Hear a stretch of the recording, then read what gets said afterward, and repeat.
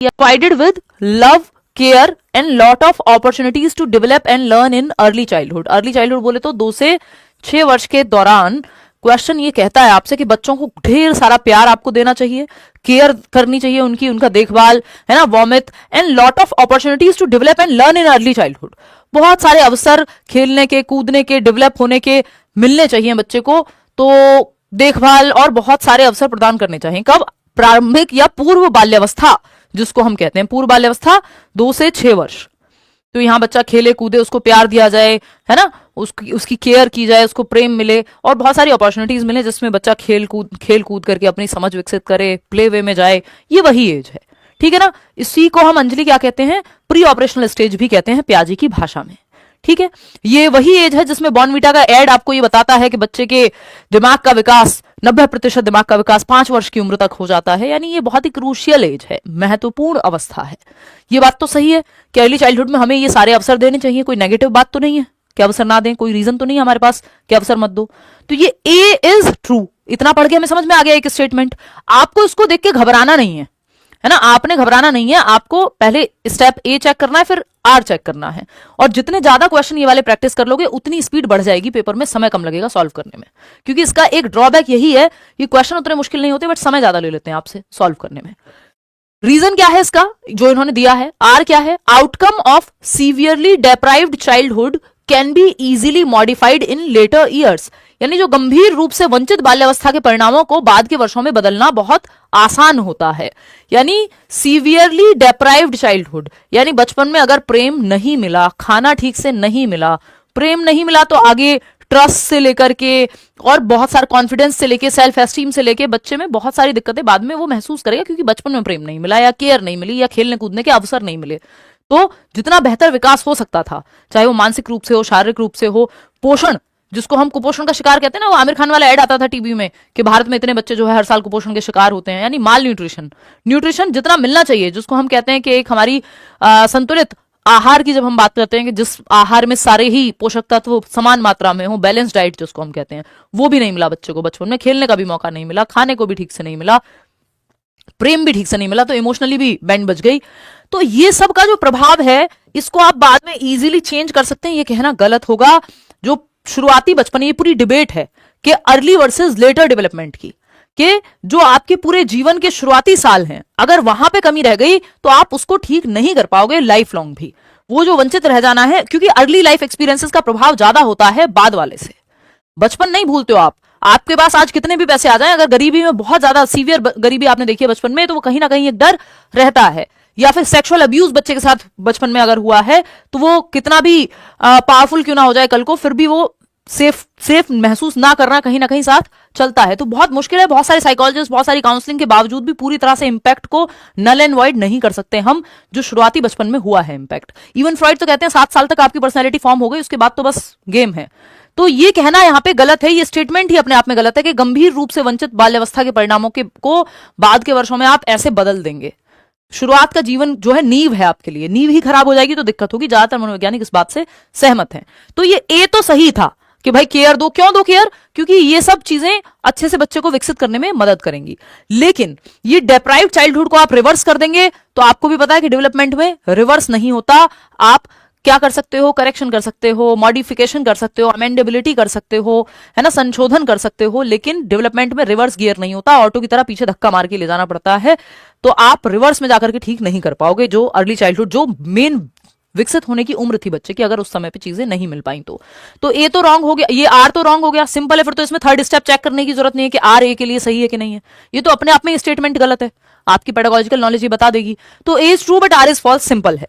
A is true but R is false. कितने लोग दे पा रहे हैं? 64% लोग सही जवाब इसका दे रहे हैं कि भाई ए तो सही है बट आर गलत है. अब एक दूसरे के लिए सही है नहीं सही है वो तो स्टेप तब चेक करते हैं हम. पहले हमने ये देख लिया हो कि ए और आर एक दूसरे के लिए सही है कि नहीं है. इन दोनों का अपने आप में सही होना बहुत जरूरी है, तभी आप तीसरे स्टेप पे जाते हैं जो मैं आपको यहां बता रही थी कि अगर ये ए और आर ही ठीक नहीं है, यानी ये ए और आर असर्शन यानी कथन और कारण, ये अपने आप में अगर ठीक नहीं है तो आपको चेक ही नहीं करना कि ये आर ए के लिए ठीक है कि नहीं है. इन दोनों के ठीक होने के बाद, यानी अपने आप में ये राइट है, फिर आप तीसरा स्टेप होता है कि एक दूसरे के लिए राइट है कि नहीं है. ठीक है, आगे बढ़ेंगे क्वेश्चन नंबर 2 पर. क्या कहता है क्वेश्चन नंबर सेकंड? ये कहता है teacher should focus upon and encourage children to develop Meta cognition ability to think on one's own thinking. यानी अध्यापकों को बच्चों में अधिसंज्ञान या परासंज्ञान अपने ही चिंतन के बारे में सोचने की योग्यता के विकसित करने पर बल और बढ़ावा देना चाहिए। यानी मेटा कॉग्निटिव एबिलिटीज को इंप्रूव करने की बात करनी चाहिए टीचर्स को बच्चों में। मेटा कॉग्निशन क्या है? हर बार एक क्वेश्चन आता है, 2018 से लगातार आ रहा है, 25 आ गया है अब, है ना, एक से ज्यादा क्वेश्चन भी आ जाते हैं कई बार। तो मेटा कॉग्निशन है थिंकिंग अबाउट थिंकिंग। बच्चा खुद की ही प्लानिंग को, खुद की ही थिंकिंग को रिफ्लेक्ट कर पाए, रिव्यू कर पाए, प्लान बना पाए, स्ट्रेटेजाइज कर पाए। आपने स्ट्रेटेजी बनाई होगी, इतने सिलेबस को इतने टाइम तक खत्म कर लूंगा, फिर खुद से ये सवाल पूछना है। तो thinking about thinking, awareness about awareness, ये सब मेटा कॉग्निशन में आते हैं। यानी अपनी ही थिंकिंग को, अपने ही चिंतन को सेल्फ रेगुलेट कर पाना, दिशा दे पाना, ठीक है ना। तो अध्यापक को बच्चों में अधिसंज्ञान अपने ही, यानी कॉग्निशन पे भी सोच पाना, बियॉन्ड कॉग्निशन जा पाना। मेटा कॉग्निशन, मेटा का मतलब होता है बियॉन्ड, जो फेसबुक ने भी मेटा बनाया ना, यानी बियॉन्ड दिस जो एग्जिस्ट करता है। तो थिंकिंग के बियॉन्ड जाना, थिंकिंग पे सोच पाना। तो ये तो अच्छी बात है, बच्चे के दिमागी विकास के लिए अच्छा होता है, पॉजिटिव बात है कि meta cognition is the ability to think on one's own thinking. अपनी चिंतन कि मैं ऐसा क्यों सोच रहा हूं, मैं ओवर थिंक क्यों कर रहा हूं, इस बात पे आप सोच पा रहे हो। दैट मीन्स आप मेटा कॉग्निशन लगा पा रहे हो, है ना, आप रीजंस ढूंढ पा रहे हो, आप अपनी प्लानिंग में रिव्यू, स्ट्रेटेजाइज ये सब कर पा रहे हो, रिफ्लेक्ट कर पा रहे हो। बात तो सही है, मेटा कॉग्निशन डेवलप कराना चाहिए टीचर्स में, पॉजिटिव बात होती है। रीजन क्या है इसका? Meta cognitive knowledge is helpful for children to self regulate their thinking. यानी ये जो अधिसंज्ञानात्मक या परासंज्ञानात्मक ज्ञान होता है, वो बच्चों को अपने चिंतन को स्वयं नियंत्रित करने में मदद देता है। अगर आपको ये पता चल जाएगा कि आप ओवरथिंक क्यों कर रहे हैं, या आपको पेपर कैसे निकालना है, इसकी स्ट्रेटजी कैसे बनानी है, तो आप खुद को ही तो दिशा दे रहे हैं, अपने एक्शंस को ही आप रेगुलेट कर पाएंगे, इतने घंटे पढ़ाई हुई कि नहीं हुई, ठीक है। तो Meta cognition is thinking about thinking. आप अपने ही चिंतन को दिशा दे पा रहे हैं, अपने ही चिंतन पे सोच पा रहे हैं। अब ये भी सही है, ये भी सही है। अब आपको चेक करना है कि क्या ये इसके लिए सही है, बीच में बिकॉज लगा के देख लो। Teacher should focus upon and encourage children to develop Meta cognition ability to think on one's own ability because. ऐसा क्यों करना चाहिए? क्योंकि metacognitive knowledge is helpful for children to self regulate their thinking. बिल्कुल सही बात है कि मेटाकॉग्निटिव नॉलेज जो है वो हेल्प करती है बच्चों को अपने ज्ञान को दिशा देने में, नियंत्रित करने में। क्योंकि तो सही है, ये इसके साथ बिकॉज लगाने पे सही बैठ रहा है, यानी दोनों सही हैं। Both A and R are true and R is the correct explanation of A. दोनों एक दूसरे के लिए भी सही हैं। आगे बढ़ेंगे, सारा खेल पढ़ के समझने का है और आपकी कॉन्सेप्चुअल क्लैरिटी कितनी है टॉपिक्स को लेके उसका है। क्वेश्चन नंबर 3 देखिएगा, ये क्या कहता है? असर्शन यानी कथन है, a teacher should adopt a culturally responsive pedagogy in her class giving primacy to children socio cultural context. यानी एक अध्यापक को अपनी कक्षा में बच्चों के सामाजिक सांस्कृतिक संदर्भों को प्रधानता देनी चाहिए, एक सांस्कृतिक रूप से उत्तरदायी शिक्षा शास्त्र को अपनाना चाहिए। यानी कल्चरली रिस्पॉन्सिव टीचिंग, यानी बच्चा जिस संदर्भ से आ रहा है, उसके यहाँ कोई त्योहार मनाया जाता है ना, कोई स्पेशल ओकेजन है, ओनम हो सकता है, कोई बच्चा केरला से हो, कोई बच्चा पंजाब से हो, तो अलग अलग त्योहार, अलग अलग भाषा, अलग अलग खाना, ये सब चीजें हो सकती हैं। तो टीचर को क्या करना चाहिए?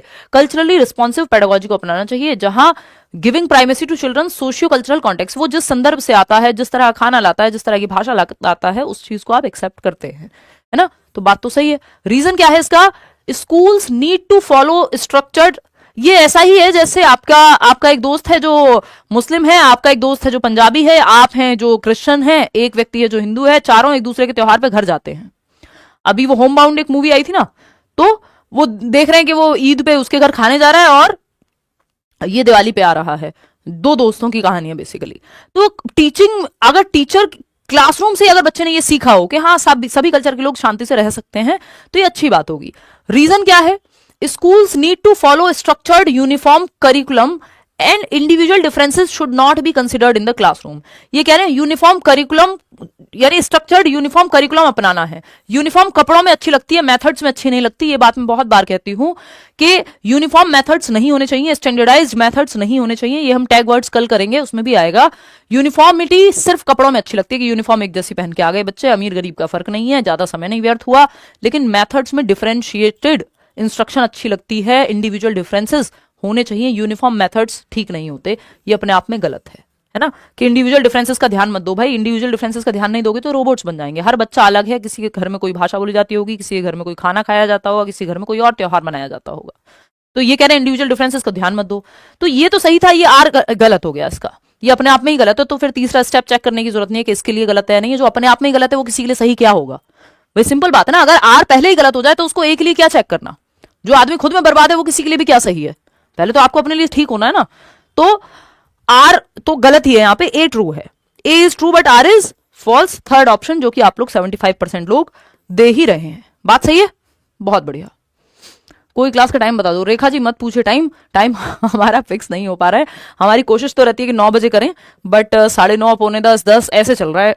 ये अभी सारी चीजें एक साथ आ गई हैं पिछले 1.5-2 महीने में, चाहे वो सीटेट हो, चाहे वो बीच में ये हमारे साथ तो वो खत्म हो गया, और D+B की ऑफलाइन क्लासेस हो, है ना। और फिर तबीयत भी बिगड़ गई है, अभी भी मुझे फीवरिश फील हो रहा है जब ये सेशन चल रहा है, और मैं छुट्टी पे भी जा रही हूँ कुछ दिनों की, जो कि बहुत नीडेड है ना। ये सारी बातें मिलाकर के आपका टाइम फिक्स हो नहीं पा रहा है। कल और परसों 2 दिन क्लास होनी है, फिर आपकी 9 दिन की छुट्टी है। हम सीधा 4 तारीख को 5 तारीख को मिलेंगे। ठीक, चलिएगा देखिए 4th ऑप्शन, और फिर हम तसल्ली से तैयारी करेंगे ढंग से। देखिएगा, तो अभी तो आप जब लाइव आपको दिख जाए तब आ जाइए। असर्शन यानी कथन, और रीजन क्या है? कारण। इस बीच आपको नोट्स अपडेट करा के दे दिए जाएंगे सभी के लिए फ्री, वो मैं आपको अपडेट कर दूंगी उस पर, देखना। असर्शन यानी कथन, a teacher should present information in disconnected chunks and not give any reference to previous concepts once those have been tested. एक अध्यापिका को अधिगमकर्ताओं को जानकारी असंबंधित खंडों में, यानी डिस्कनेक्टेड चंक, यानी डिस्कनेक्टेड टुकड़ों में, यानी एक टॉपिक से दूसरा टॉपिक कुछ कनेक्ट ही नहीं हो रहा, ऐसे अगर आप देंगे तो बच्चों को याद रखने में, समझने में दिक्कत होगी, ये कोई तरीका नहीं है। And not give any reference to previous concept, old knowledge से जोड़ो ही मत, ये तो एकदम बकवास बात है, क्योंकि आपको प्रीवियस नॉलेज से जोड़ना होता है। खंड जो है या जो चंक्स हैं वो कनेक्टेड होने चाहिए। प्रीवियस नॉलेज से नई नॉलेज को जोड़िए, ऐसा नहीं है कि असंबंधित खंड नहीं, संबंधित खंडों में पढ़ाया जाना चाहिए कि बच्चा, आप देखेंगे 4th क्लास की जो टेक्स्ट बुक है वो बेस बनती है 5वीं क्लास के टॉपिक में, तो नोन टू अननोन जाया जाता है, ज्ञात से अज्ञात की ओर, प्रीवियस नॉलेज को, प्रायर नॉलेज को न्यू नॉलेज से कनेक्ट किया जाता है, पूर्व ज्ञान को नए ज्ञान से कनेक्ट किया जाता है ना।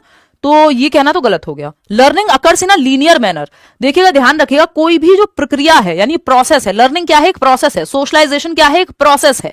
डेवलपमेंट भी क्या है? एक प्रक्रिया है। तो कोई भी प्रोसेस, जिसको प्रोसेस कह रहे हैं हम दुनिया में, वो कभी भी लीनियर नहीं हो सकती। लीनियर का मतलब होता है रेखा में चलती है, स्ट्रेट लाइन में। स्ट्रेट लाइन में तो व्यक्ति चले, अगर व्यक्ति की हार्ट बीट चले तो वो भी निपट जाए, ये तो डेवलपमेंट है। बात सही है नहीं?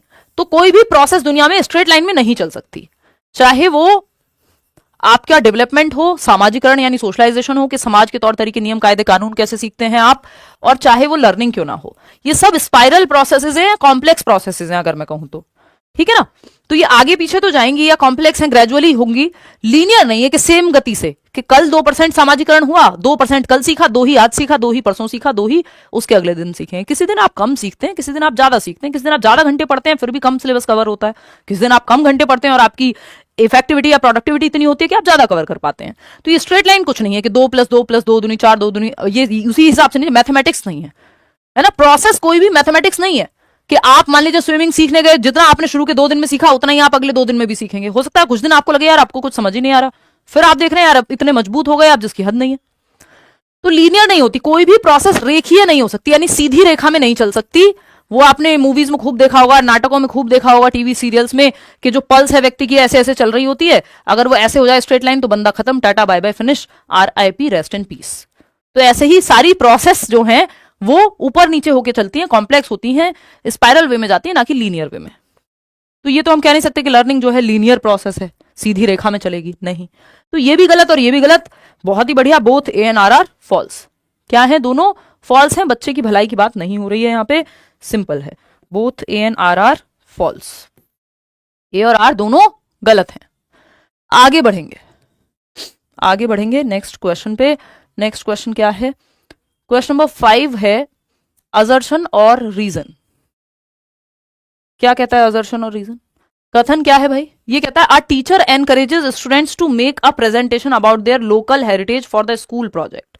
यानी एक टीचर है जो एनकरेज कर रहा है, प्रोत्साहित कर रहा है बच्चों को, स्टूडेंट्स को, विद्यार्थियों को टू मेक अ प्रेजेंटेशन, एक प्रेजेंटेशन बनाने के लिए, एक पीपीटी बनाने के लिए may be, about their local heritage for the school project, कि उनका जो लोकल हेरिटेज है, स्थानीय विरासत है, कोई पुरानी बिल्डिंग हो सकती है, कोई कुआं हो सकता है, कोई और जगह ऐसी हो सकती है जो स्थानीय विरासत है उस जगह के लिए, तो उस पर एक प्रेजेंटेशन बनाए, उसकी हिस्ट्री पे, उसके फोटोज के बारे में, उसको कैसे जो है बेहतर बना करके रखा गया है ना। तो ये सब के बारे में, बच्चा कहाँ है, बच्चा एक्टिव है, जहां बच्चा एक्टिव है वो कभी गलत नहीं होता, सही होता है। बच्चों को एनकरेज किया जा रहा है कुछ एक्टिविटी करने के लिए, कुछ भी समझ नहीं आया, इतना समझ आ गया कि बच्चा एक्टिव है, तो बात सही है। अब आपको आर चेक करना है। Sharing experiences from one's community and heritage helps students feel included in the classroom. यानी जब अपने समुदाय और अपनी विरासत से संबंधित अनुभवों को साझा करेगा बच्चा, वो जहां से आता है, उसके कल्चर से, उसके बैकग्राउंड से, उसकी रियल लाइफ से आपने अगर कनेक्ट कर दिया, अपने एक्सपीरियंस जब वो शेयर करेगा तो उसको इंक्लूडेड महसूस होगा और उसको लगेगा मेरे समुदाय की बात भी कही जा रही है, क्लासरूम जो है, जो मेरी बाहर की लाइफ है और क्लासरूम की लाइफ है, वो दोनों कनेक्ट हो रहे हैं। तो ये बात तो सही है। तो अगर अब आप देख रहे हैं दोनों सही हैं, अब देखते हैं दोनों एक दूसरे के लिए कैसे सही हैं। A teacher encourages students to make a presentation about their local heritage for the school project because, simple because लगा के देख लेना है तो बात बन जाएगी, because sharing experiences from one's community and heritage helps students feel included in the classroom. इसलिए करना चाहिए क्योंकि बच्चे जो है कनेक्टेड महसूस करेंगे। तो एक अध्यापक विद्यार्थियों को विद्यालय परियोजना हेतु अपनी स्थानीय विरासत पर प्रस्तुति तैयार करने को प्रोत्साहित करता है, क्योंकि अपने समुदाय और विरासत संबंधित अनुभवों को साझा करना विद्यार्थियों को समावेशित महसूस कराने में मदद करता है। बिल्कुल सही है, एकदम करेक्टली ये एक्सप्लेन कर रहा है क्योंकि लगाते ही। पहले आपको ये चेक कर लेना है दोनों सही है या नहीं है। बात तो सही है, तो both A and R true and R is the correct explanation of A. बात सही है कि नहीं है? आगे बढ़ेंगे। क्वेश्चन नंबर 6 देखिएगा, ये क्या कहता है क्वेश्चन नंबर 6, फटाक से समझेंगे क्या कहता है क्वेश्चन नंबर 6। ये कह रहा है कि एक कथन है और आपका एक कारण है।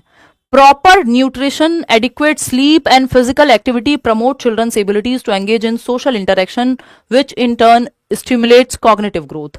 यानी सही पोषण, पर्याप्त नींद और शारीरिक गतिविधि बच्चे की सामाजिक अंतः क्रियाओं में संलग्न होने की क्षमता को समुन्नत करती हैं, जो परिणाम स्वरूप संज्ञानात्मक वृद्धि को उद्दीप्त करते हैं, यानी बढ़ावा देते हैं।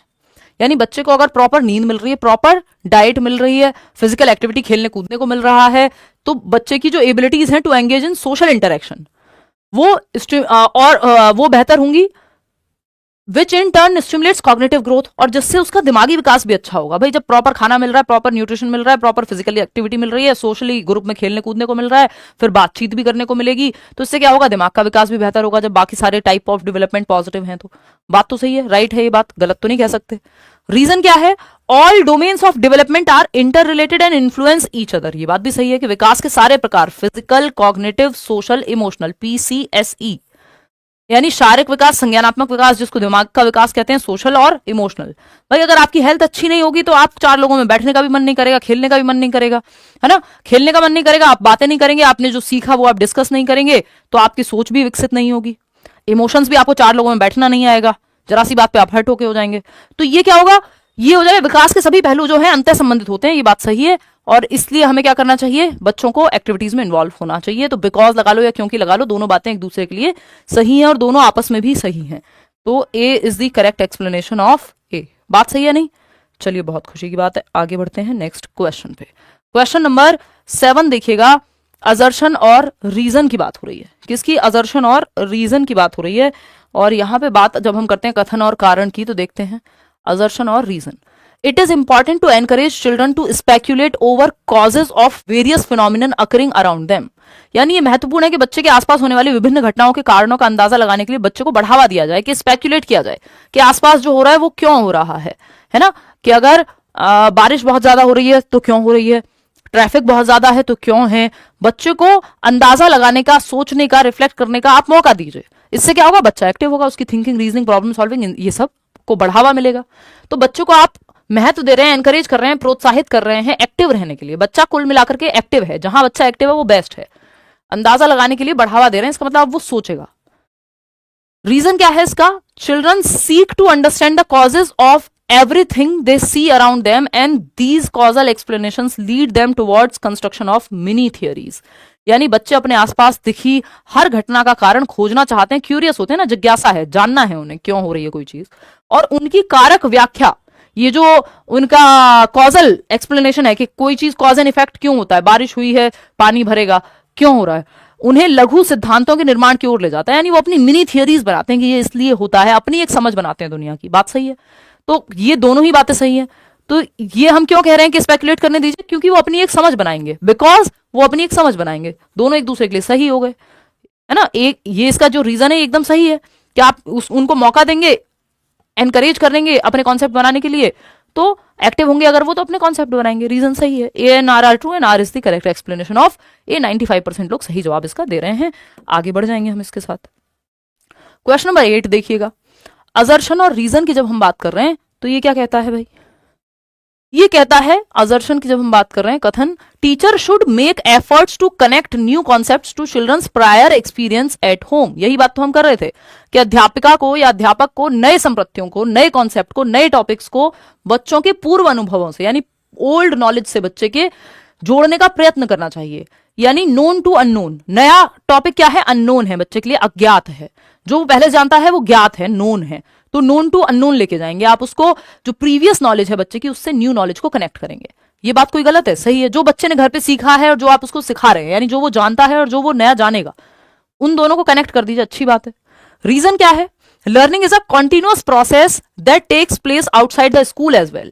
यानी अधिगम एक निरंतर चलने वाली प्रक्रिया है। ऐसा नहीं है कि स्कूल के बाहर लर्निंग बंद हो गई है, वो सीख रहा है निरंतर रूप से, चाहे वो नाना के यहाँ जाए, नानी के यहाँ जाए, मतलब सेम ही जगह रहते होंगे दोनों, है ना, चाहे वो बुआ के यहाँ जाए, चाहे वो मामा के यहाँ जाए, बात बराबर है। वो कहीं भी जाए, वो ट्रिप पे लेके जाए आप उसको, चाहे बाजार लेके जाए, वो दिमाग उसका एक्टिव है, वो सीख रहा है हर टाइम। लर्निंग कोई सिर्फ स्कूल में होने वाली प्रक्रिया नहीं है, हर जगह होगी, है ना। तो अधिगम एक निरंतर प्रक्रिया जो विद्यालय के बाहर भी होती है। तो आपको तो बच्चे के प्रीवियस नॉलेज को, जो भी उसने कहीं बाजार में देखा, कहीं पे घूमने गया था वहां देखा, वो सब कनेक्ट करने का मौका आपको देना चाहिए। तो लर्निंग को अगर आप प्रीवियस नॉलेज को नई नॉलेज से कनेक्ट करेंगे तो क्या होगा, क्योंकि ऐसा क्यों करा रहे हैं हम, क्योंकि because learning is a, because लगा लो, सही लगेगा आपको ये, because learning is a continuous process that takes place outside the school as well. सही बात है, स्कूल के बाहर भी होती है, इसलिए हम ऐसा करने को कह रहे हैं। सिंपल, खत्म। बहुत बड़े 89% लोग सही जवाब दे रहे हैं। अब मुझे लग रहा है कि आप जो है अटकेंगे नहीं सवालों में। क्वेश्चन नंबर 9 देखिएगा। सबने मुझे लग रहा है मैराथन देख ली है, ठीक है। क्वेश्चन नंबर 9 देखिएगा। असर्शन और कथन की जब हम बात करते हैं, स्टेटमेंट है और रीजन है। स्टेटमेंट पढ़ेंगे। It is important for a teacher to focus on development of children's metacognitive abilities. अभी हम बात कर रहे थे परासंज्ञानात्मक क्षमताएं, यानी थिंकिंग अबाउट थिंकिंग, है ना, जिसमें बच्चा जो है रिफ्लेक्ट करे, रिव्यू करे, एक प्लान बनाए, स्ट्रेटजी बनाए कि भाई ये वाले सब्जेक्ट पहले पढ़ने हैं, ये करना है, वो करना है। थिंकिंग अबाउट थिंकिंग, खुद की थिंकिंग को रेगुलेट भी कर पाएगा। एक अध्यापक के लिए महत्वपूर्ण है कि वो बच्चों की परासंज्ञानात्मक क्षमताओं के विकास पर बल दे। ट्रू है, कोई दिक्कत नहीं है। कॉग्निशन हो चाहे मेटा कॉग्निशन हो, दोनों ही पॉजिटिव बातें हैं। रीजन क्या है इसका, oh God sorry, when children become aware of their own beliefs and thinking. जब आपको अपने बिलीव्स कि आप किन चीजों में विश्वास रखते हैं, आपका एटीट्यूड कैसा है, आपके बायसेस क्या हैं, इन सब चीजों के प्रति जब आप, या अपनी थिंकिंग कैसी है, अवेयर होंगे, तो they become more capable of regulating their own learning. तो आप क्या है, अपनी ही लर्निंग को बेहतर तरीके से क्या कर पाएंगे, रेगुलेट कर पाएंगे, दिशा दे पाएंगे। ये बात भी सही है। तो मेटाकॉग्निटिव कैपेबिलिटीज क्यों उनको डेवलप कराने पे फोकस कराना चाहिए, बिकॉज बच्चे जो हैं वो अपनी ही क्षमताओं को लेकर, अपनी ही बिलीव्स को लेकर के बेहतर अवेयर होंगे और अपनी थिंकिंग को, अपनी लर्निंग को फिर वो रेगुलेट कर पाएंगे कि भाई मैं एक आलसी व्यक्ति हूं मान लो, और मुझसे सुबह नहीं उठा जाता, तो बेटर है कि मैं ये कहूं कि रात को आलस आ रहा है, 12 बज गए हैं और ये वाला सिलेबस कल कंप्लीट हो जाएगा, या कल मैं ये कर लूंगा। और आपको पता है कि आप उठेंगे नहीं अगर सो गए, तो आपका जैसा ट्रैक रिकॉर्ड है, आपकी जो क्षमता है, जैसे मेरी अगर मैं बात करूं तो मैं जगे रह सकती हूं बजाय कि मुझे उठाओ सुबह, है ना। मजबूरी में तो फिर आप कहां ही देखते हो, आधे आधे घंटे में भी उठता है इंसान। बट प्रेफरेंस क्या है कि यार लगातार काम करना बेटर है, बाद में सो तो फिर तसल्ली से सो। ये मेरी अपनी पर्सनल इंडिविजुअल पर्सनैलिटी हो गई। किसी का हो सकता है कि यार उसको 2 घंटे भी मिल जाए सोने को तो वो फ्रेश फील करेगा, बजाय कि वो लगातार काम करे। तो आप खुद की क्षमताओं को जानते हैं, इसका मतलब यह है आपका मेटाकॉग्निशन, आपको पता है आपकी कैपेबिलिटीज क्या हैं, तो आप अपनी ही डायरेक्शन दे सकते हैं, अपने आप को लर्निंग के प्रति डायरेक्ट कर सकते हैं। बात तो सही है।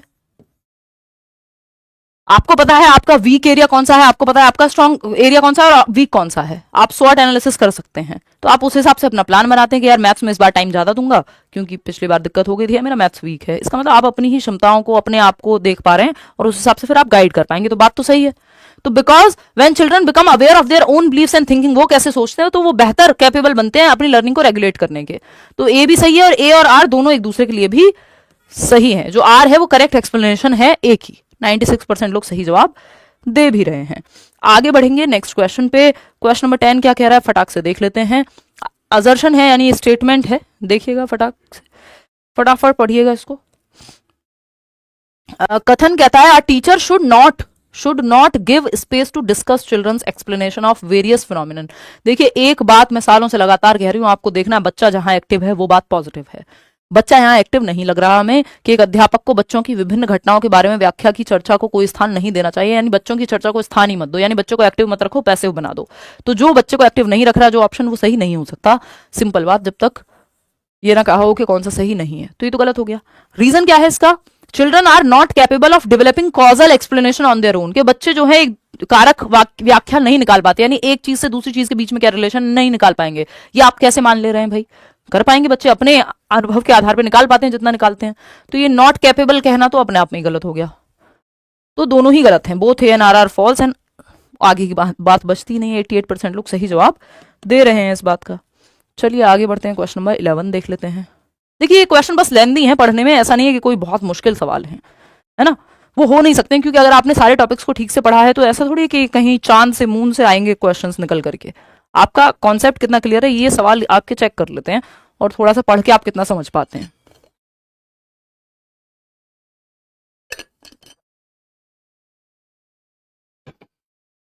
मैम हिंदी का भी पेडागोजी करा दीजिए। करा देंगे यार, कराएंगे, अब नए साल में कराएंगे। मुझे लग नहीं रहा अगले 2 दिनों में तो हो पाएगा, फिर सीधा हम नए साल पे मिलेंगे।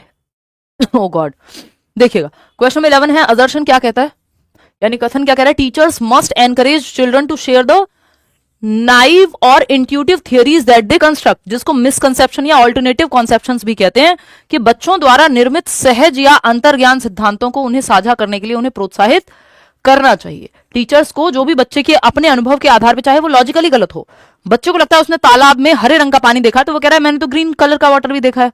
आप तो कह रहे हो वाटर तो कलरलेस होता है, पानी का तो कोई रंग नहीं होता, बट मैंने तो टीचर जी मैंने तो देखा था ग्रीन कलर का वाटर, या मेरे भाई ने कलर मिक्स किया था ब्लू कलर का वाटर देखा था, मैंने तो रूह अफ़ज़ा देखा था पिंक कलर का। तो वो अपने सहज अनुभव के आधार पे, जो उसका एक्सपीरियंस है उसके आधार पे आपको कोई बात बता रहा है जो कि सही है।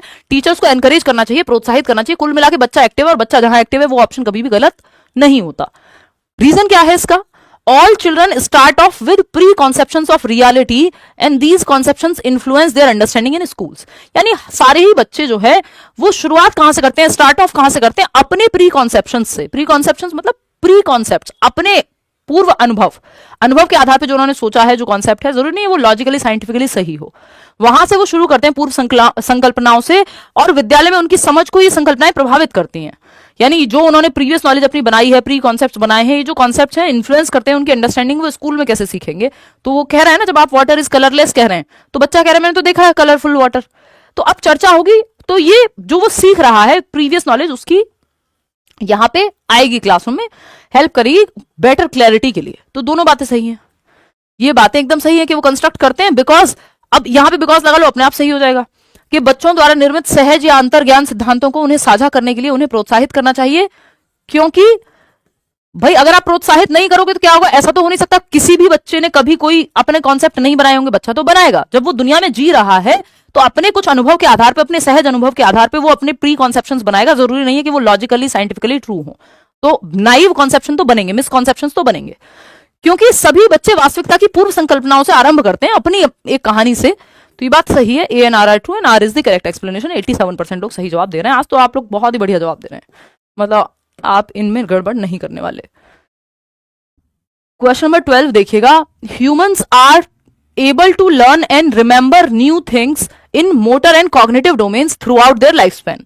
यानी जो मानव है, व्यक्ति है, मनुष्य है, अपने पूरे जीवन काल के दौरान गत्यात्मक और संज्ञानात्मक क्षेत्रों में नई चीजें सीखने और स्मरण करने के योग्य है।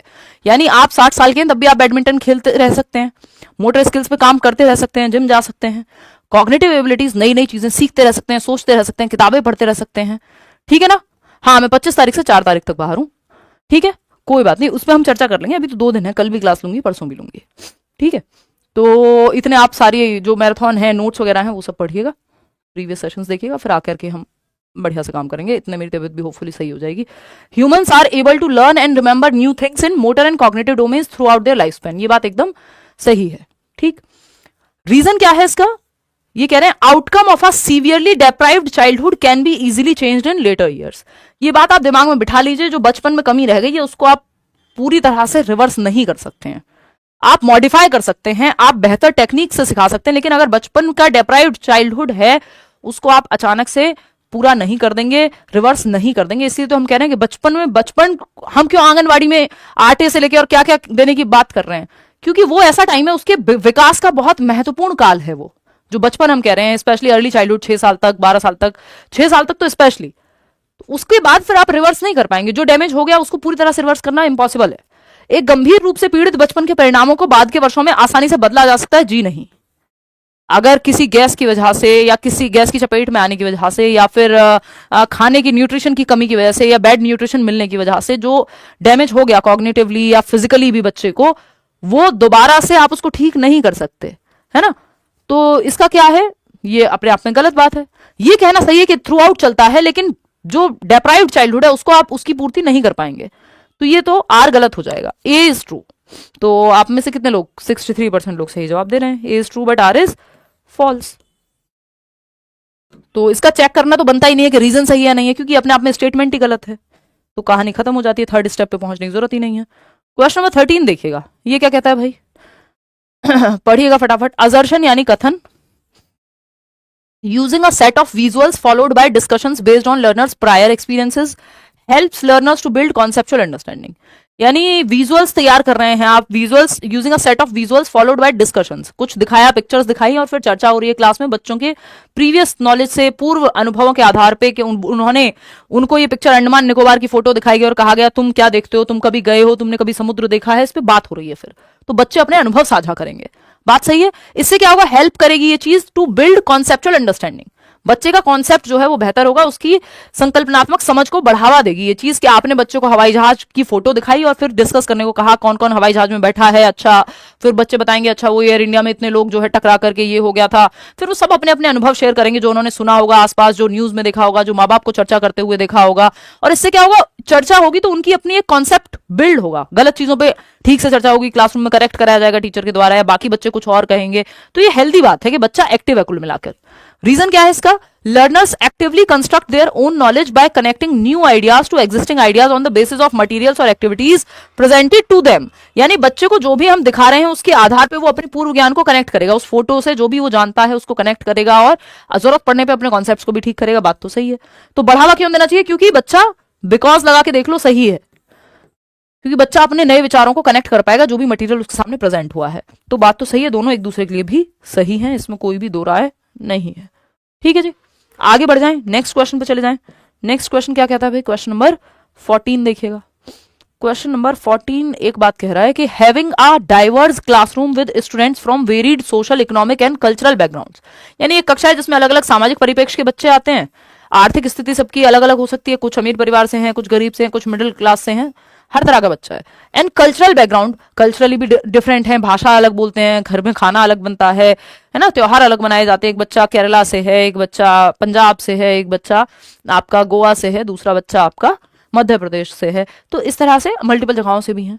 तो अब बच्चे जो हैं क्या होगा इससे, and cultural background enriches the learning experiences of all students. बहुत सारे बच्चे, डाइवर्सिटी, यूनिटी इन डाइवर्सिटी जब हम बात करते हैं तो एक दूसरे से बहुत कुछ सीख पाएंगे, ये बात सही है। ओनली स्टूडेंट्स विद विजुअल और hearing impairment and learning disability benefit from inclusion. ये कह रहे हैं कि इंक्लूजन यानी इंक्लूसिव एजुकेशन का मतलब यानी समावेशी शिक्षा का मतलब वही है कि जो दृष्टिबाधित बच्चा है या जो सुनने में दिक्कत है, जो श्रवण बाधित बच्चा है, सिर्फ उनको ही इंक्लूड करना है, यानी डिसेबिलिटी वाले बच्चों को ही इंक्लूड करना इंक्लूसिव एजुकेशन है। ये एकदम बकवास बात है। इंक्लूसिव एजुकेशन में हर तरह का बच्चा, चाहे वो कल्चरली डिफरेंट हो, इकोनॉमिक स्टेटस अलग हो, चाहे फिजिकली कोई दिक्कत हो या फिजिकली बहुत अच्छा हो, गिफ्टेड हो बच्चा, एवरेज हो बच्चा, सुनने में दिक्कत हो, नहीं हो, हर तरह का बच्चा, inclusive education, education for all, सभी के लिए, सभी का इंक्लूजन, सभी के लिए शिक्षा। तो ये कहना कि सिर्फ वो बच्चे जिनको विजुअली प्रॉब्लम होती है उनको इंक्लूसिव एजुकेशन में शामिल करते हैं, ये गलत है। तो फर्स्ट तो सही है कि सारे बच्चों के अनुभव से सीख पाएंगे, लेकिन इंक्लूसिव एजुकेशन सिर्फ वही है जिसमें दृष्टि बाधित या श्रव्य बाधित बच्चे हैं, तो श्रवण बाधित बच्चे हैं, ये कहना गलत होगा। तो आर तो फॉल्स हो गया, ए ट्रू है। तो ए बोथ तो ट्रू नहीं हो सकते, both A and R true कैसे हो जाएंगे जब आर गलत है? तो both A and R false भी नहीं हो सकते, क्योंकि A is true but R is false. तो थर्ड ऑप्शन ही बचता है इसके केस में, कोई और ऑप्शन आपका बचता ही नहीं है। 83% लोग सही जवाब दे रहे हैं इसका। क्वेश्चन नंबर 15 देखिएगा, ये क्या कहना चाहता है। Learning and development are related to each other, यानी जो अधिगम है और विकास है ये दोनों एक दूसरे से जुड़े हुए हैं, रिलेटेड हैं, संबंधित हैं। ये बात गलत है कि सही है? बिल्कुल सही है। ये मैंने आपको फर्स्ट डे पे भी बताया था। लर्निंग, डेवलपमेंट, मैचुरेशन, ग्रोथ, ये सब डेवलपमेंटल प्रोसेसेस हैं, विकासात्मक प्रक्रियाएं हैं, एक दूसरे से जुड़ी हुई हैं। इस बात में कोई भी दो राय या कोई भी डाउट नहीं होना चाहिए।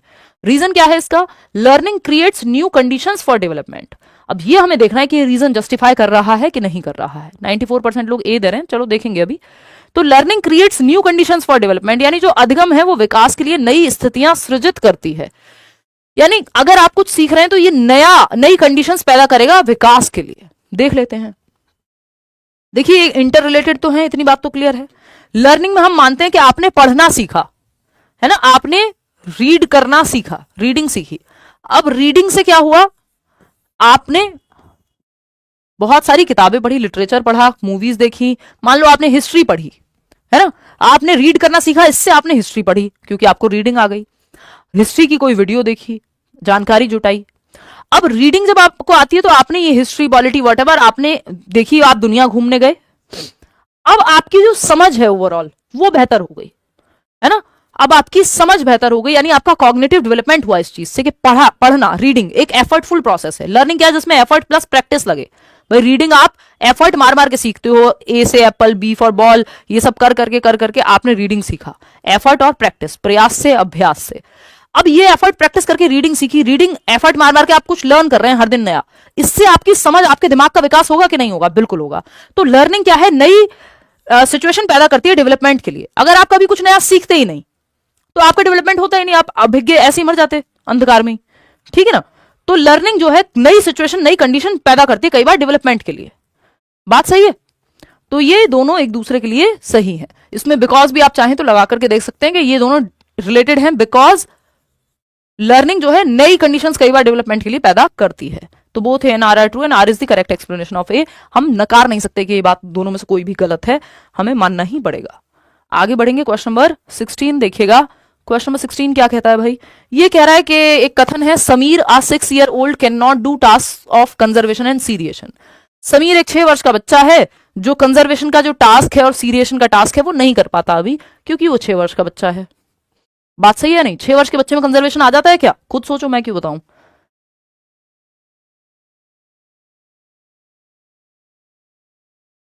सॉरी, देखिएगा। तो अगर हम बात करते हैं यहां 6 वर्षीय समीर संरक्षण और क्रमांकन के कार्य नहीं कर पाता या सीरिएशन के कार्य नहीं कर पाता। खुद सोचना भाई, नहीं कर पाएगा क्योंकि 6 वर्ष का है, और 7 से 11 वर्ष कॉन्क्रीट ऑपरेशनल में आता है कंजर्वेशन और सीरिएशन। प्याजी की थियोरी कभी पढ़ी होगी आपने, नहीं पढ़ी होगी तो पढ़ लीजिएगा, यूट्यूब पे भी है, बैच में तो मैं कराऊंगी ऑफ कोर्स। रीजन देखिएगा, children in pre operational stage have difficulties in considering multiple aspects of a situation.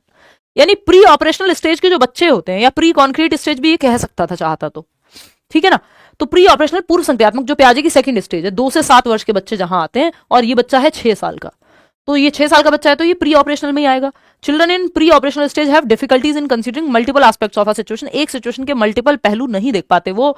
Glass का यदि साइज देख रहे हैं तो साइज ही देखेंगे, ये नहीं देखेंगे उसकी शेप क्या है ना। इस पेन का रंग देख रहे हैं तो रंग ही देखेंगे, ये नहीं देखेंगे किस मटेरियल का बना है। हर एक पहलू से नहीं देख पाते चीजों को, है ना। तो 6 वर्षीय समीर जो है संरक्षण और क्रमांकन के कार्य नहीं कर सकता। क्यों? ये बात तो सही है, क्योंकि 6 वर्ष का है और प्री ऑपरेशनल स्टेज में। और ये जो कंजर्वेशन है, कंजर्वेशन, क्लासिफिकेशन और सीरिएशन, ये सीसीएस 3 गुण जो हैं 7 से 11 में मैं आपको बता के चलती हूँ, प्याजे की स्टेज में आते हैं, और ये अभी नहीं आएंगे क्योंकि 2 से 6 वर्ष का बच्चा है, क्योंकि कई पहलू नहीं देख पाता। तो ये दोनों एक दूसरे के लिए ये बातें एकदम सही है। कितने लोग सही जवाब दे रहे हैं? 81% लोग। चलिए जी, ए एंड आर आर सही, और R is the correct explanation of A. भाई क्यों नहीं कर पाता? बिकॉज, लगा के देख लो, because children in pre operational stage have difficulties in considering multiple aspects of a situation. क्योंकि ये प्री ऑपरेशनल स्टेज में, और प्री ऑपरेशनल स्टेज में कैसे पता लग रहा है हमें? क्योंकि 6 साल का है। तो इसको डिफिकल्टी होगी मल्टीपल एस्पेक्ट्स को कंसिडर करने में, और मल्टीपल एस्पेक्ट ही कंसिडर करने होते हैं कंजर्वेशन में। ठीक है, सीरिएशन तो इसके अंदर एक छोटी सी प्रक्रिया है। चलिएगा आगे बढ़ेंगे, तो ये both are A and R true हो जाएंगे। क्वेश्चन नंबर 17 देखिएगा, ये क्या कहता है। कथन है कि in middle school teachers should encourage boys to study mathematics and sciences rather than languages. यानी मिडिल स्कूल में जहां 6th to 8th क्लास की मान लो हम बात कर रहे हैं, ये पेपर 1 पेपर 2 दोनों के लिए है। आप ये मत सोचिएगा कि पेपर 1 के लिए है कि सिर्फ पेपर 2 के लिए है, सिर्फ कुछ नहीं होता। सीडीपी सिलेबस सेम है, टॉपिक सेम है, क्वेश्चंस का लेवल भी सेम होता है। देखिएगा बहुत माइन्यूट, कभी कभार वो कोई गारंटी नहीं होती, कई बार पेपर 1 में मुश्किल क्वेश्चन आ जाता है और कई बार पेपर 2 में, तो कोई उसकी कोई वो नहीं है, वो एक ही लॉट के पेपर से बनते हैं। माध्यमिक स्कूल में शिक्षकों को लड़कों को भाषा पढ़ने के लिए भाषा पढ़ने के बजाय गणित व विज्ञान के विषयों को पढ़ने के लिए प्रोत्साहित करना चाहिए। एकदम बकवास बात है, जेंडर बायस, जेंडर स्टीरियोटिपिकल बात है कि जो चला रहा है इसके पीछे कोई साइंटिफिक एविडेंस नहीं है कि लड़कों को भाषा की जगह गणित पढ़ाओ। रीजन क्या है, boys do not have the inherent abilities to study language. ये सब फालतू बातें होती हैं, स्टीरियोटाइप कभी भी साइंटिफिक होते ही नहीं है ना, कि लड़कों में भाषा को पढ़ने की जन्मजात क्षमता नहीं होती, ये कहना जो है वो गलत होगा। ठीक है ना, ये कहना गलत होगा कि लड़कों में पढ़ने की भाषा नहीं सीख पाएंगे, उनके अंदर इनहेरेंट क्षमता नहीं होती, ये उनको माहौल नहीं मिला शायद, मे बी इसलिए। ये ऐसा ही है कि लड़कियों को ड्राइविंग में दिक्कत होगी। दोनों ही एकदम बकवास बातें हैं, कोई लॉजिक इसके पीछे नहीं है। Both A and R true and R is the correct explanation, बिल्कुल सही है। नहीं, ट्रू तो नहीं है, तो फॉल्स ही है। करेक्ट एक्सप्लेनेशन तो कहां से देंगे, both A and R false.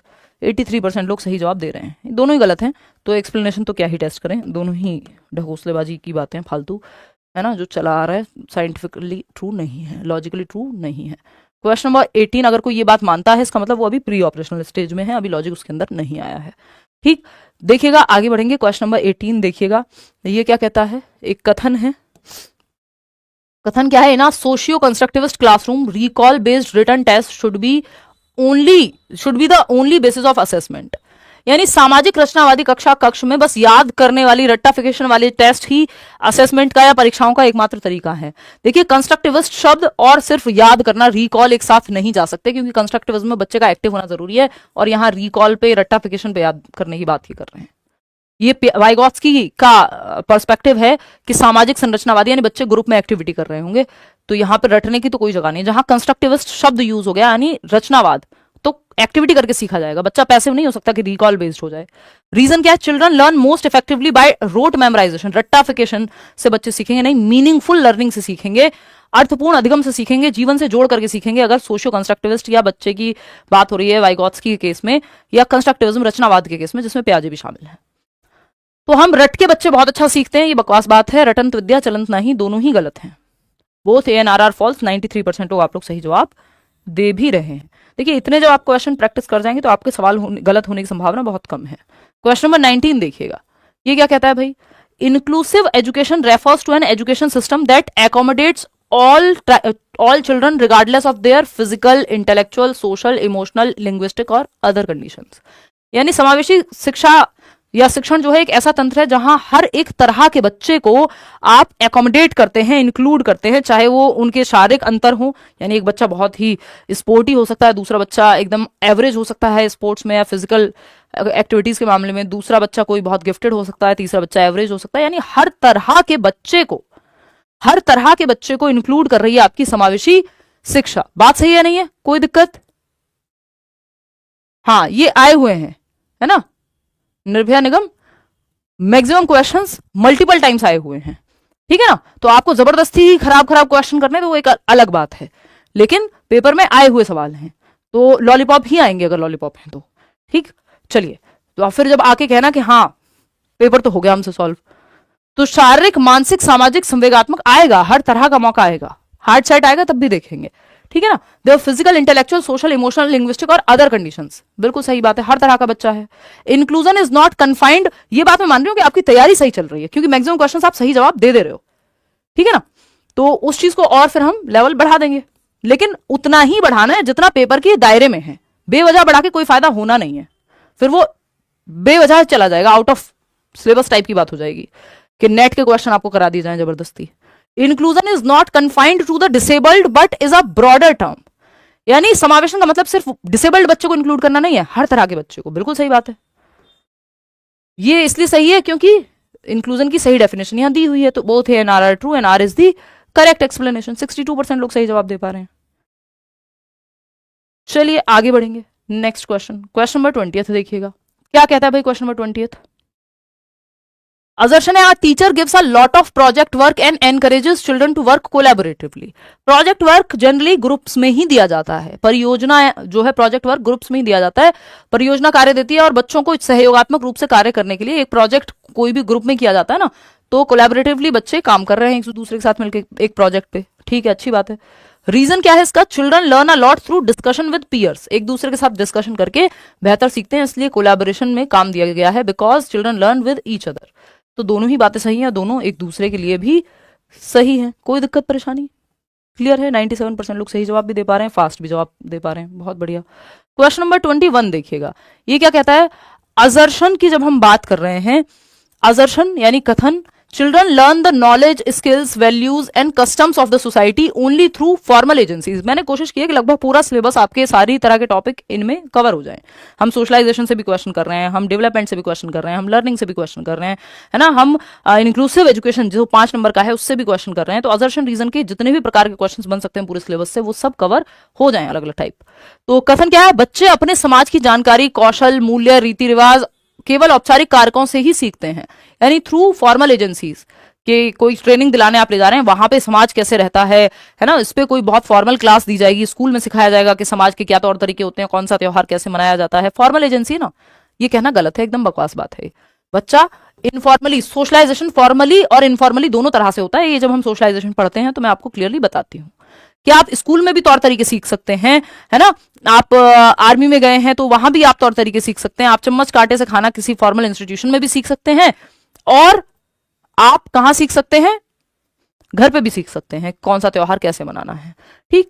तो ये कहना सिर्फ के फॉर्मल एजेंसी सिखाती है, नहीं, इनफॉर्मली भी सीखते हैं आप, समाज के तौर तरीके, नियम, कायदे, कानून, परिवार से लेके समाज, पड़ोस से लेके, दोस्तों से लेकर के हर जगह से आप सीख लेते हैं, सिर्फ ऐसा नहीं कि स्कूल जाके ही सीखेंगे। रीजन क्या है इसका, socialisation is a simple and linear process that takes place in a well planned manner. देखिए कोई भी प्रोसेस रैखिक नहीं होती या रेखीय नहीं होती, लीनियर नहीं हो सकती, कॉम्प्लेक्स होती है ना, तो ये कहना भी गलत होगा। तो दोनों ही क्या है, गलत हैं, both A and R false. 69% लोग सही जवाब दे पा रहे हैं। आगे बढ़ेंगे नेक्स्ट क्वेश्चन पे। नेक्स्ट क्वेश्चन क्या है, क्वेश्चन नंबर है 22। देखिएगा ये क्या कह रहा है क्वेश्चन नंबर 22, ये कह रहा है कि while teaching a concept a teacher should encourage her students to brainstorm the instances and examples of contrast।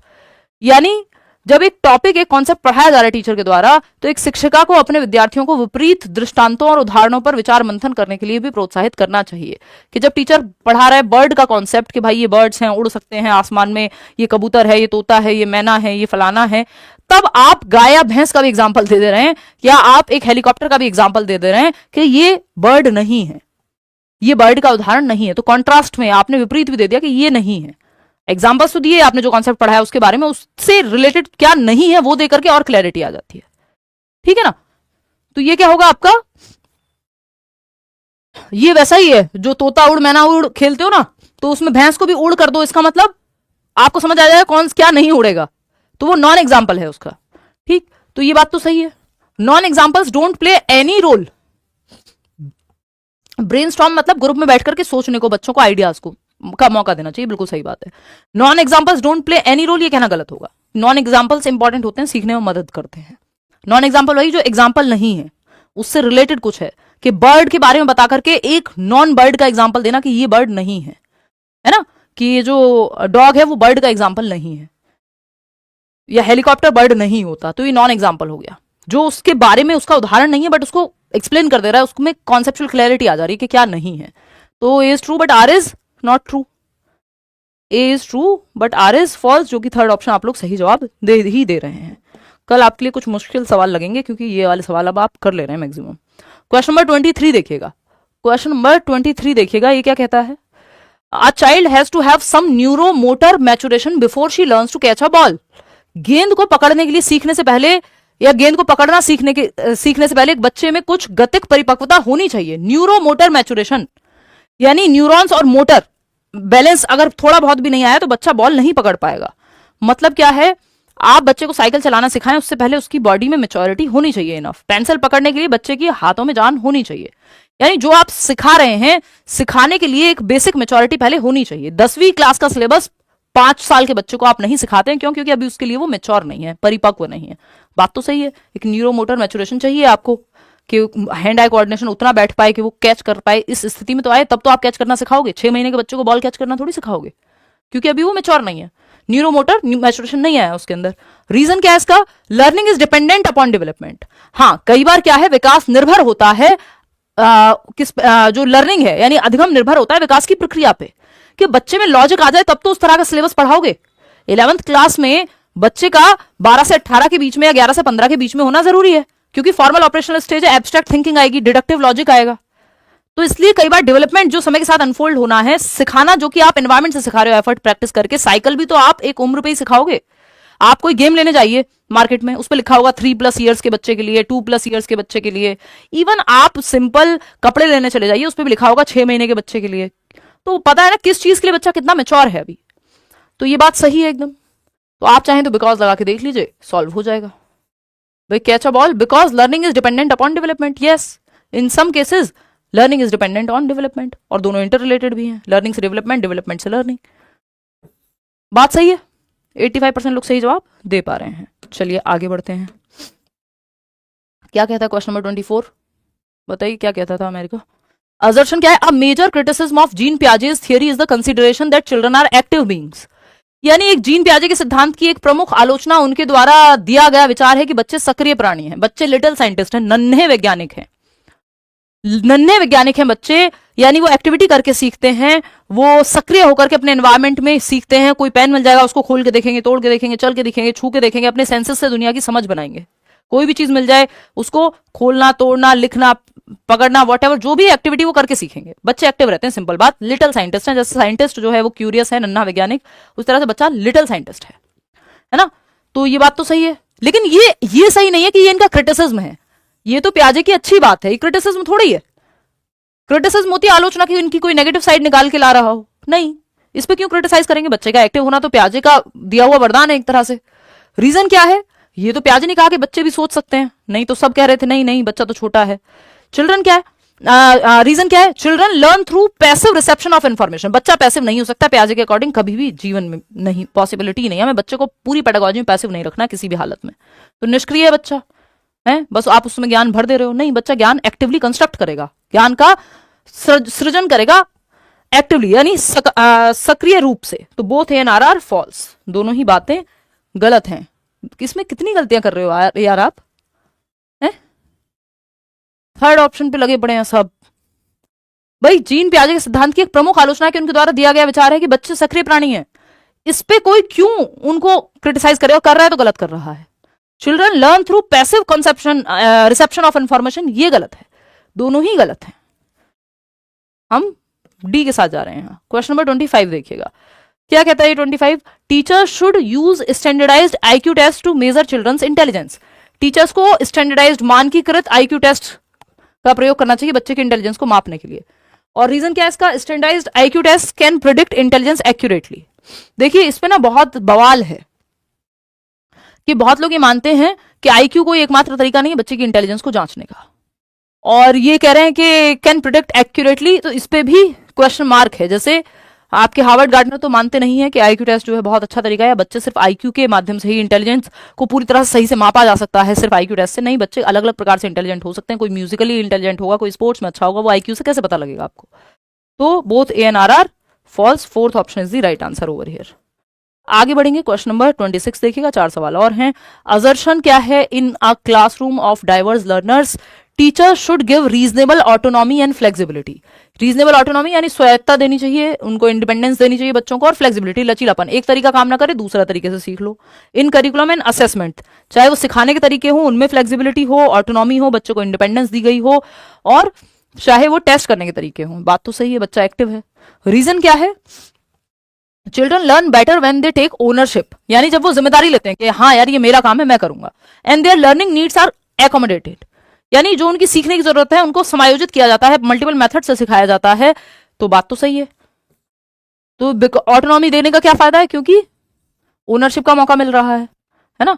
स्वायत्ता आ रही है, स्वतंत्र हैं, प्रभुत्व है अपने सीखने पे कि ये मेरा काम है, मेरा क्वेश्चन है, मेरा पेपर है। And their learning needs are accommodated, सीखने के लिए फ्लेक्सिबिलिटी है, एक तरीका नहीं तो दूसरा तरीका, एक तरीके से नहीं जांच पा रहे हैं दूसरे से जांच लीजिए, किसी बच्चे को सुनाने में दिक्कत है उसको टेस्ट लिखवा करके ले लीजिए। तो हर तरह के बच्चे की नीड अकोमोडेट हो गई। रीजन भी सही है, both A and R are true and R is the correct explanation of A, जो कि 93% लोग आप लोग सही जवाब दे ही रहे हैं। आगे बढ़ेंगे, क्वेश्चन नंबर 27 देखिएगा। ये क्या कहता है भाई, it is important for middle school teachers to enable the students to look at the portrayal of gender stereotypes in the media critically. यानी एक माध्यमिक स्कूल के आप शिक्षक हैं, नया माध्यमिक लिखा हो, कोई भी लिखा हो, जेंडर स्टीरियोटाइपिंग पे ध्यान देना ही चाहिए आपको एज अ टीचर। माध्यमिक स्कूल के शिक्षकों के लिए यह महत्वपूर्ण है कि वे मीडिया में जेंडर रूढ़िवादिता के चित्रण को आलोचनात्मक रूप से देखने के लिए छात्रों को सक्षम करें। ये बात तो एकदम सही है कि बच्चे जो है क्रिटिकली देख पाए कि कहाँ कहाँ मीडिया में, चाहे वो न्यूज हो, चाहे वो बुक्स हो आपकी, चाहे वो टेक्स्ट बुक हो, चाहे वो मीडिया हो, कहीं भी आसपास जेंडर स्टीरियोटाइप का जो पोर्ट्रेयल है किस तरह से दिखाया जा रहा है, स्पेशली मूवीज वगैरह में, तो इस पे वो देख पाए, है ना। कि खाना बनाते हुए अगर सिर्फ मम्मी को ही दिखा रहे हैं तो बच्चे को ये समझ में आना चाहिए कि रूढ़िबद्ध बात है, कोई बहुत अच्छी समझदारी की बात नहीं हो रही है यहाँ पे कि ऐसा ही करना चाहिए सबको। Media is an important socialising agency, ये बात भी सही है। क्यों मीडिया में क्यों क्रिटिकली देख पाए, यानी मूवीज में, न्यूज में, यूट्यूब वीडियोज में क्यों देख पाए, because media is an important socialising agency, क्योंकि मीडिया जो है सामाजिकरण का एक बहुत ही बेहतरीन या महत्वपूर्ण संस्था है। तो जो बच्चे देखेंगे वो सीख जाएंगे। तो क्रिटिकली एनालाइज करें कि जरूरी नहीं है जो भी मीडिया में दिखाया जा रहा है वो सही है, या स्टीरियोटाइप्स कहाँ कहाँ है वो दिखाए जाने चाहिए। कि खाना बनाना है तो मम्मी की याद आ रही है ना, पैसे मांगने हैं तो बच्चा पिताजी के पास ही जा रहा है, तो ये स्टीरियोटाइप का ही तो उदाहरण है और क्या है। तो इसका जो रीजन, ये बच्चे को अगर जिस दिन क्रिटिकली एनालाइज करना आ गया तो ये समझदारी हो जाएगी कि वो उसका जो एनालिसिस है वो सही हो जाएगा। तो both A and R are true and R is the correct explanation of A. आगे बढ़ो, क्वेश्चन नंबर 28 देखिएगा। ये क्या कहता है, it is important to provide appropriate materials such as manipulative calculators and maths app. चलिए देखना यार, कुछ नेटवर्क की दिक्कत हो गई थी, मतलब नेटवर्क नहीं है कुछ, तो यहाँ सर्वर क्रैश कर गया था इसका। देखना एक बार, आ जाओ फटाफट से कंप्लीट करते हैं ये। तो बात जो है यहाँ, बात चल रही है कि डिसकैलकुलिया वाले बच्चे को कैलकुलेटर दे दो, क्योंकि ऑटिज्म वाला बच्चा जो है रिपीटेटिव टास्क करता रहता है। कोई सेंस बन रहा है दोनों बातों का? दोनों बातें अपनी जगह सही हैं बट कोई सेंस नहीं बन रहा, जैसे हम बिकॉज लगा के देख रहे हैं, खत्म बात। ये कोई तो परेशान कर रहा है, लोग लिख रहे हैं ब्लॉक हिम, ब्लॉक कर दो कोई भी अगर ज्यादा एक्स्ट्रा किसी को बेचैनी है तो। देखिए हम करते नहीं हैं बट अगर आप लोग ही कहने लगोगे तो फिर तो करना पड़ेगा। खैर ये तो बाद में देखेंगे, अभी 2 क्वेश्चन बचे हैं वो कर लेते हैं, ठीक है जी। तो ए एंड आर दोनों एक दूसरे के लिए सही नहीं है, क्योंकि ए में कुछ और बात चल रही है, आर में कुछ और चल रही है। दोनों बातें सही है लेकिन एक दूसरे के लिए सही नहीं है। तो both A and R are true but R is not the correct explanation of A. Second option is the right answer over here. First नहीं होगा भाई, आर सही एक्सप्लेनेशन थोड़ी है कि ऑटिज्म वाला बच्चा जो है वो रिपीटेटिव टास्क करता है इसलिए डिसकैलकुलिया वाले को कैलकुलेटर दे दो। कोई सेंस बन रहा है? नहीं, दोनों बातें अपने आप में सही हैं लेकिन एक दूसरे का एक्सप्लेनेशन नहीं है। क्वेश्चन नंबर 29 देखिएगा। Assertion क्या, teachers who believe that ability is not fixed and can be changed by putting in efforts are likely to motivate students to improve their performance at school। यानी वो शिक्षक जो मानते हैं कि क्षमता जो है निश्चित नहीं है, यानी एबिलिटी के एंटिटी व्यू को ना मान करके वो कहते हैं कि इंक्रीमेंटल है, क्षमता बढ़ाई जा सकती है मेहनत करके।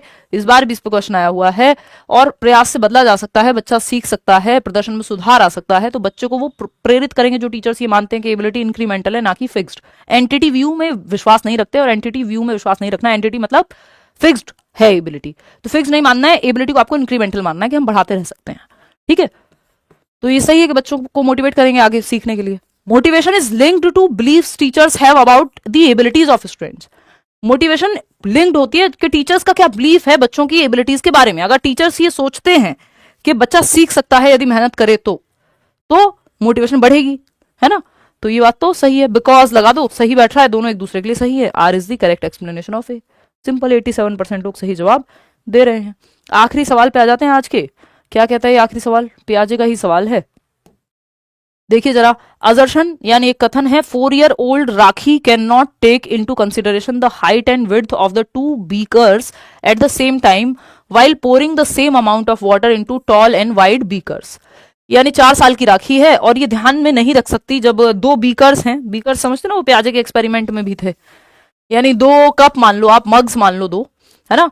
2 बीकर्स हैं जिनकी विड्थ और लेंथ को, देख लेना मेरी ड्राइंग तो खतरनाक ही है ना। 2 बीकर्स हैं जिनकी विड्थ और लेंथ को जो है चूहा ही बन जाएगा ये कुछ देर में बीकर की जगह, है ना। वो कंसिडर नहीं कर पा रही कि विड्थ और लेंथ नहीं देख रही, बस सेम अमाउंट ऑफ वाटर है, यानी 200 ml पानी है जो आपको वो बीकर ए में है या ग्लास ए में है, और 200 ml ही पानी है जो ग्लास बी में है।